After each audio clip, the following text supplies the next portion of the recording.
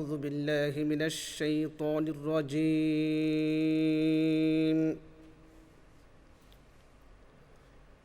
بسم الله الرحمن الرحيم.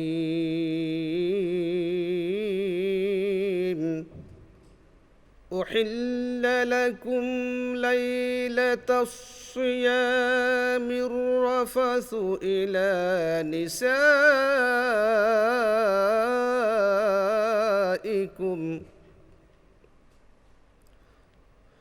هن لباس لكم وأنتم لباس لهن. علم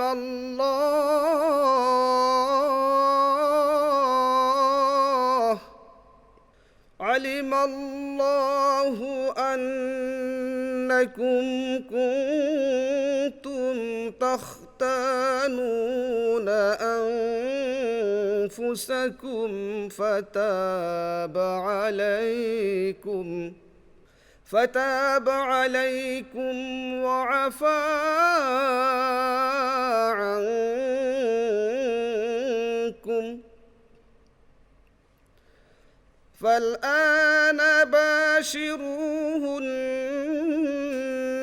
وابتغوا ما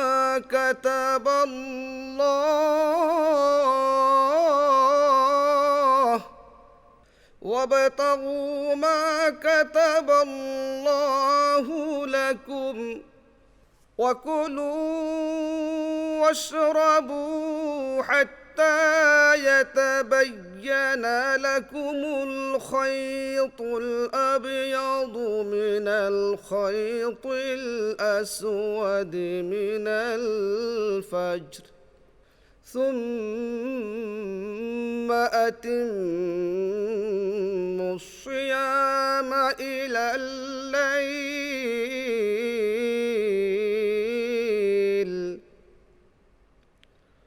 ولا تباشروهن وأنتم عاكفون في المساجد. تلك حدود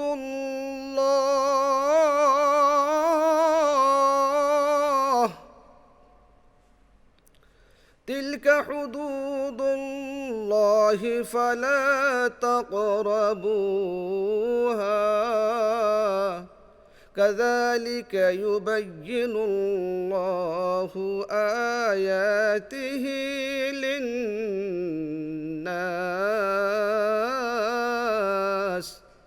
كذلك يبين الله آياته للناس لعلهم يتقون. صدق الله العظيم. পরম করুণাময় ও অসীম দয়ালু আল্লাহর নামে শুরু করছি। সিয়ামের রাত্রে তোমাদের জন্য স্ত্রী সম্ভোগ বৈধ করা হয়েছে। তাহারা তোমাদের পরিচ্ছদ এবং তোমরা তাহাদের পরিচ্ছদ। আল্লাহ জানেন যে তোমরা নিজেদের প্রতি অবিচার করিতেছিলে, অতঃপর তিনি তোমাদের প্রতি ক্ষমাশীল হয়েছেন এবং তোমাদের অপরাধ ক্ষমা করিয়েছেন। সুতরাং এখন তোমরা তাহাদের সঙ্গে সঙ্গত হও এবং আল্লাহ যাহা তোমাদের জন্য নির্ধারণ করেছেন তাহা কামনা করো। আর তোমরা পানাহার করো যতক্ষণ রাত্রির কৃষ্ণ রেখা হতে উষার শুভ্র রেখা স্পষ্ট রূপে তোমাদের নিকট প্রতিবাদ না হয়। অতঃপর নিশাগম পর্যন্ত সিয়াম পূর্ণ করো। তোমরা মসজিদে ইতিকাফরত অবস্থায় তাহাদের সঙ্গে সঙ্গত হইও না। এইগুলি আল্লাহর সীমারেখা, সুতরাং এগুলি নিকটবর্তী হইও না। এইভাবে আল্লাহ তাহার বিধানাবলী মানব জাতির জন্য সুস্পষ্টভাবে ব্যক্ত করেন, যাতে তারা মুত্তাকি হইতে পারে।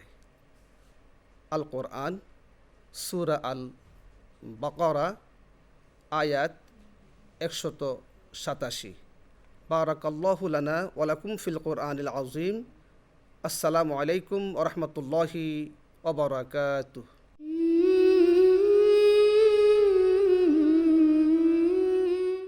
দে জাকাত দে জাকাত তোরা দে রে জাকাত, দে জাকাত দে জাকাত তোরা দে রে জাকাত। তোর দিল খুলবে পরে ওরে আগে খোলো খাত, তোর দিল খুলবে পরে ওরে আগে খোলো খাত। দে জাকাত দে জাকাত তোরা দে রে জাকাত, দে জাকাত দে জাকাত তোরা দে রে জাকাত। দেখ পাক কুরআন শোন নবীজির ফরমান, দেখ পাক কুরআন শোন নবীজির ফরমান। ভোগের তলে আসেনি দুনিয়ার মুসলমান, ভোগের তলে আসেনি দুনিয়ার মুসলমান। দে জাকাত দে জাকাত তোরা দে রে জাকাত, দে জাকাত দে জাকাত তোরা দে রে জাকাত। তোর দিল খুলবে পরে ওরে আগে খোলো খাত, তোর দিল খুলবে পরে ওরে আগে খোলো খাত। দে জাকাত দে জাকাত তোরা দে রে জাকাত। দেখ পাক কুরআন শোন নবীজির ফরমান, ভোগের তলে আসেনি দুনিয়ার মুসলমান। তোরে কর তলে তেমনি খোদা দৌলতের ফেরাত। দে জাকাত দে জাকাত তোরা দে রে জাকাত, দে জাকাত দে জাকাত তোরা দে রে জাকাত, দে জাকাত দে জাকাত তোরা দে রে জাকাত।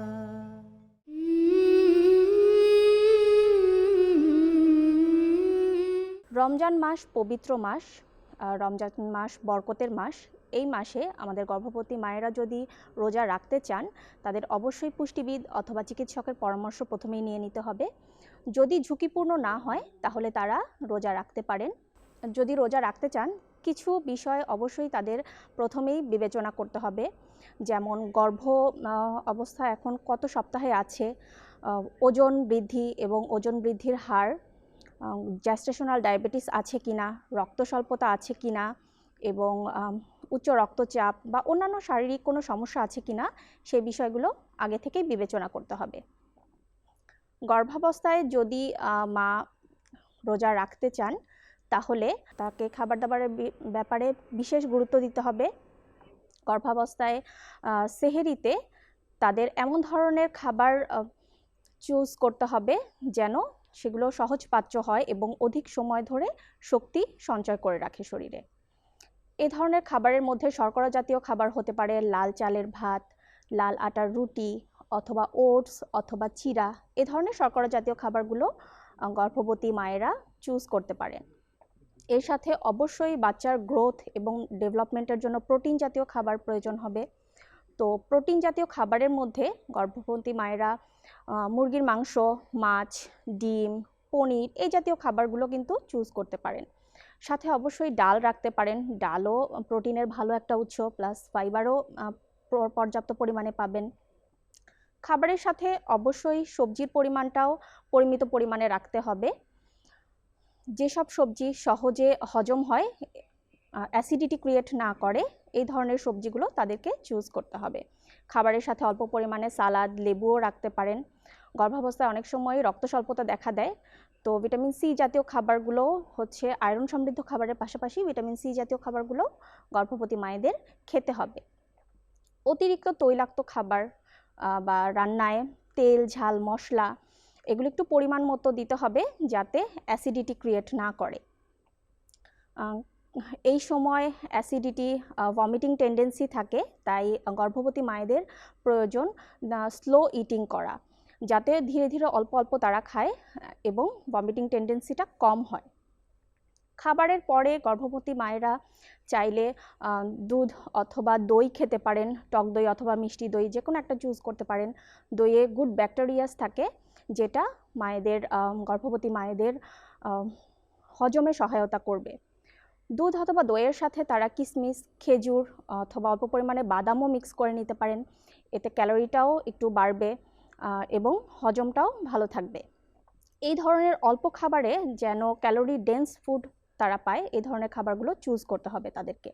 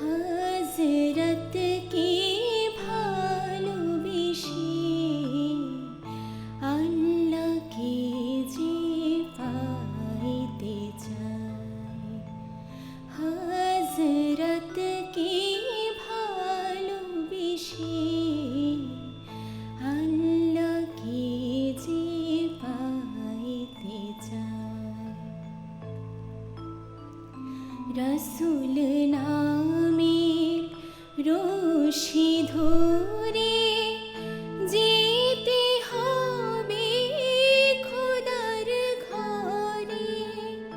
রসুল নামের রশি ধরে যেতে হবে খোদার ঘরে। নদী তরঙ্গে যে পড়েছে ভাই, নদী তরঙ্গে যে পড়েছে ভাই, দুরিয়াতে সে আপনি মেশে হযরতকে ভালোবেসে।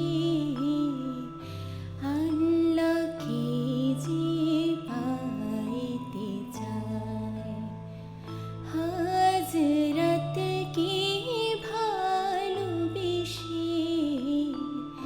আল্লাহকে যে পাইতে চায়।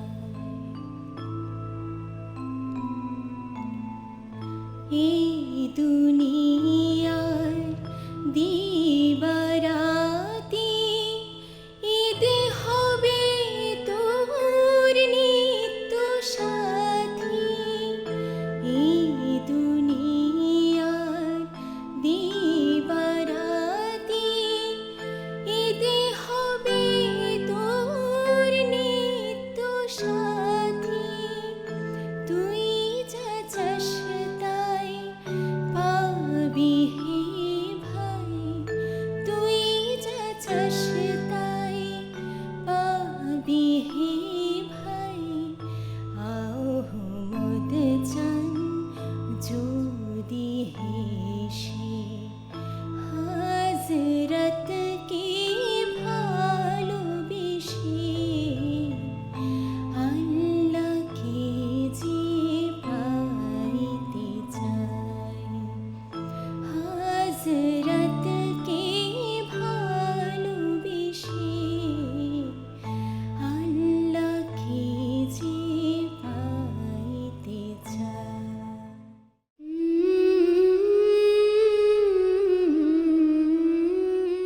পবিত্র মাহে রমজান সম্পর্কে আল্লাহ রাব্বুল আলামিন পবিত্র কোরআনুল কারীমের মধ্যে ইরশাদ করেন, বিসমিল্লাহির রহমানির রহিম, শাহরু রমাদানাল্লাযী উনজিলা ফীহিল কুরআন হুদাল লিন্নাসি ওয়া বায়্যিনাতিম মিনাল হুদা ওয়াল ফুরকান ফামান শাহিদা মিনকুমুশ শাহরা ফালইয়াসুম। আল্লাহ রাব্বুল আলামিন পবিত্র কালামে পাকের মধ্যে কুরআনুল করিম দ্বারা পবিত্র মাহে রমজানের রোজা মুসলমানদের উপর ফরজ করেছেন, যে মাসের মধ্যে আল্লাহ রাব্বুল আলামিন কুরআনুল করিম নাজিল করেছেন। আমরা জানি রমজান শব্দের দুটো অর্থ আছে কিংবা আরও অনেক অর্থ আছে। তন্মধ্যে একটি অর্থ হচ্ছে, রমজান শব্দের অর্থ হচ্ছে গরম, অর্থাৎ রমজান মাসে মানুষ ইবাদত করার কারণে তার ইবাদতের পরিমাণ এত পরিমাণ যে সওয়াব হবে, সওয়াবগুলোর কারণে আল্লাহ রাব্বুল আলামিন বান্দার অতীত জীবনের যত গুনাহ আছে সবগুলোকে জ্বালিয়ে ফুরিয়ে সারকার করে দেবেন। সেই জন্য রমজান শব্দের একটা অর্থ হচ্ছে গরম তথা জ্বালিয়ে ফুরিয়ে সারকার করে দেওয়া। 2 নম্বর অর্থ হচ্ছে, রমজান শব্দের অর্থ হচ্ছে বর্ষাকালের বৃষ্টি, অর্থাৎ বান্দা যখন রমজান মাসে রোজা পালন করবে তখন বান্দা এত বেশি যে আল্লাহ রাব্বুল আলামিনের নৈকট্যতা হাসিল করবে, সওয়াব অর্জন করবে। আল্লাহ রাব্বুল আলামিন কর্তৃক সওয়াব অর্জন করার কারণে বান্দার সমস্ত গুনাহ ঝরে যাবে। সেই জন্য রমজান শব্দের আরেকটি অর্থ হচ্ছে আপনার বর্ষাকালের বৃষ্টি। পবিত্র মাহে রমজানুল মুবারক এই জন্য শ্রেষ্ঠ, কেননা এই মাসের মধ্যে আল্লাহ রাব্বুল আলামিন পবিত্র কোরআনুল করিম নাজিল করেছেন। আর কোরআনুল করিম যেই ব্যক্তির উপর নাজিল করেন তিনি হচ্ছে আমাদের প্রিয় নবী হযরত মুহাম্মদ মুস্তাফা সাল্লাল্লাহু তাআলা আলাইহি ওয়াসাল্লাম। আমাদের নবী যেভাবে অন্যান্য নবীদের উপর শ্রেষ্ঠ, ঠিক তদ্রূপ কোরআনুল করিমও অন্যান্য আসমানি কিতাবের চেয়ে শ্রেষ্ঠ। 2 নম্বর হচ্ছে, রমজান মাসের মধ্যে আল্লাহ রাব্বুল আলামিন লাইলাতুল কদর নির্ধারণ করেছেন। কেননা লাইলাতুল কদর হচ্ছে এমন একটি গুরুত্বপূর্ণ রাত, যে রাত 1000 মাসের চেয়ে উত্তম। আল্লাহ রাব্বুল আলামিন পবিত্র কালামে পাকের মধ্যে ইরশাদ করেন, ইন্না আনজালনাহু ফি লাইলাতিল কদর লাইলাতুল কদরি খায়রুম মিন আলফি শাহর। শুধু তাই নয়, পবিত্র মাহে রমজানের মধ্যে আপনার প্রথম 10 দিনকে রহমতের মধ্যে বিভক্ত করা হয়েছে, মাঝখানের 10 দিনকে মাগফিরাতের মধ্যে বিভক্ত করা হয়েছে, শেষের 10 দিনকে আপনার নাজাতের মধ্যে বিভক্ত করা হয়েছে। আরও আছে, রমজান মাসের মধ্যে আমরা তারাবির নামাজ আদায় করি। ওর বছরের অন্যান্য সময়ের সবচেয়ে বেশি সময় আমরা তাহাজ্জুদের নামাজ আদায় করি, কিয়ামুল লাইল আদায় করি। রাসূল করিম সাল্লাল্লাহু তাআলা আলাইহি ওয়াসাল্লাম হাদিসে পাকের মধ্যে ইরশাদ করেন, মা সামা রমাদানা ঈমানান ওয়া ইহতিসাবান গুফিরা লাহু মা তাকদ্দামা মিন যামবিহি। রাসূল করিম সাল্লাল্লাহু তাআলা আলাইহি ওয়াসাল্লাম ইরশাদ করেন, যে ব্যক্তি ঈমান সহকারে এবং সওয়াব প্রাপ্তির আশায় যদি মাহে রমজান মাসের রোজা পালন করে, আল্লাহ রাব্বুল আলামিন ওই বান্দার অতীত জীবনের সমস্ত গুনাহ খাতা মাফ করে দিবেন। শুধু তাই নয়, রাসূল করিম সাল্লাল্লাহু তাআলা আলাইহি ওয়াসাল্লাম হাদিসে কুদসির মধ্যে ইরশাদ করেন, আস-সাওমু লি ওয়া আনা আজজি বিহি, অর্থাৎ রোজা হচ্ছে আল্লাহ রাব্বুল আলামিনের জন্য, আর আল্লাহ রাব্বুল আলামিন নিজেই এই পবিত্র মাহে রমজানের সওয়াব তথা প্রতিদান নিজের হাতে দিবেন। এটার একটা স্পষ্ট ব্যাখ্যা হচ্ছে, সর্বশেষ ব্যাখ্যা হচ্ছে, এটার অনেক ব্যাখ্যা আছে। যখন আল্লাহ রাব্বুল আলামিন কিয়ামতের ময়দানে তথা হাসরের ময়দানে বান্দার যতগুলো আমলনামা আছে সবগুলো আমলনামা যখন বান্দার গুনাহের কারণে যখন ধাপে ধাপে বন্টন করে দিবেন, এক পর্যায়ে দেখা যাবে কি বান্দার কোনো আমল নেই, কোনো সওয়াব নেই, শুধুমাত্র মাহে রমজানের সওয়াব আছে। অপরদিকে দেখা যাবে কি বান্দার কাছে মানুষের বিভিন্ন ধরনের হক রয়েছে। তখন পাওনাদাররা আল্লাহর দরবারে ফরিয়াদ করবে, আল্লাহ আমরা তো এই ব্যক্তির কাছে আরও বিভিন্ন জিনিস পাওয়ার অধিকার রাখি, এখন আমাদের ফয়সালা কী হবে? তখন আল্লাহ রাব্বুল আলামিন বান্দাকে বলবেন, হে আমার বান্দাগণ, আমার এ বান্দা যেহেতু আমি রব্বুল আলামিনের সন্তুষ্টি অর্জনের জন্য রোজা রেখেছে, সুতরাং আমি তোমাদের কেউ মাফ করে দিলাম, একই সাথে আমি আমার বান্দাকেও মাফ করে দিলাম। সকলে বলি সুবহান আল্লাহ। শুধু তাই নয়, এই রমজান মাসের মধ্যে রয়েছে শেষ দশকের এতেকাফ, এবং এই রমজান মাসকে আমাদের উচিত সবচেয়ে বেশি সম্মান করা। اللهم آمين. ربنا ظلمنا أنفسنا وإن لم تغفر لنا وترحمنا لنكونن من الخاسرين. ربنا آتنا في الدنيا حسنة وفي الآخرة حسنة وقنا عذاب النار. ইয়া রব্বুল আলমিন, পরদিগার মাবুদ মুনিব, দয়ার মেহেরবানি করে আল্লাহ আমাদের পবিত্র মাহে রমজানের সেহেরি, ইফতার, নামাজ, রোজা সমস্ত প্রকার ইবাদত বন্দেগী কবুল আর মঞ্জুর করে নিন। আল্লাহ আমাদের ইমানের মধ্যে, আমলের মধ্যে, হায়াতের মধ্যে, রিজিকের মধ্যে, দন দৌলতের মধ্যে বরকত দান করুন। আল্লাহ আমাদের দেশের উপর হাস রহমত দান করুন। আল্লাহ আমাদের দেশের অর্থনৈতিক ব্যবস্থাকে আল্লাহ আরও বেশি ত্বরান্বিত হয় যেন সেই তৌফিক দান করুন। আল্লাহ আমাদের মেহেরবান মা বাপ, দাদা দাদি, নানা নানি, আত্মীয় স্বজন যারা দুনিয়ার মায়া ত্যাগ করে কবর জগতে শায়িত আছেন, আল্লাহ তাদের রূহ পাকমে পৌঁছিয়ে দিন। আল্লাহ যারা দেশ এবং জাতির জন্য বুকের তাজা রক্ত খরণ করে কবর জগতে শায়িত আছেন, আল্লাহ তাদেরকে জান্নাতের আলে মকাম দান করুন। আমিন। বিহরমতে সৈয়দুল মুরসালিন, বিহক লা ইলাহা ইল্লাল্লাহু মুহাম্মাদুর রাসূলুল্লাহ।